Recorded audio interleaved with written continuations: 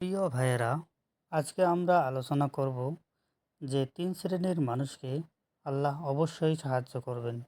আসুন দেরি না করে জেনে নেই। বিপদ আপদ কিংবা কল্যাণ কামনা সব ক্ষেত্রেই মুমিনের একমাত্র ভরসা মহান রব্বুল আলামিন। আল্লাহ তাআলা পবিত্র কোরআনে সূরা আল ইমরানের 160 নম্বর আয়াতে বলেছেন, যদি আল্লাহ তোমাদের সাহায্য করেন তবে তোমাদের উপর কেউ বিজয়ী হতে পারবে না, আর যদি তিনি তোমাদের লাঞ্ছিত করেন তবে কে এমন আছে যে তোমাদের উপর সাহায্য করবে।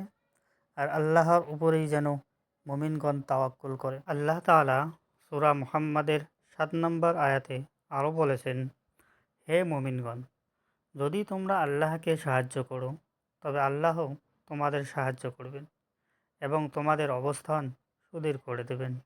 এ বিষয়ে একাধিক হাদিসও পাওয়া যায়। হযরত আবদুল্লাহ ইবনে ওমর রাদিয়াল্লাহু আনহু থেকে বর্ণিত, রাসূলুল্লাহ সাল্লাল্লাহু আলাইহি ওয়াসাল্লাম বলেছেন, এক মুসলিম অপর মুসলিমের ভাই, সে তার উপর জুলুম করবে না এবং তাকে জালিমের হাতে সোপর্দ করবে না।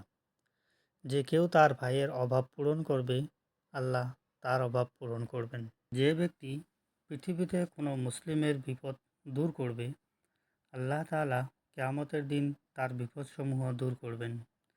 যে ব্যক্তি কোনো মুসলিমের দোষ গোপন করবে, আল্লাহ কিয়ামতের দিন তার দোষ গোপন করবেন। সহিহ বুখারী হাদিস নাম্বার 2280। তবে 3 শ্রেণীর মানুষ আছে যাদের মহান রব্বুল আলামিন অবশ্যই সাহায্য করবেন।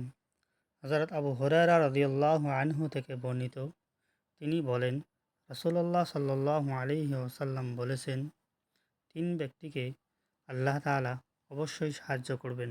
নাম্বার 1, কৃতদাস, যে তার মুক্তিপণ পরিশোধ করে স্বাধীন হতে চায়।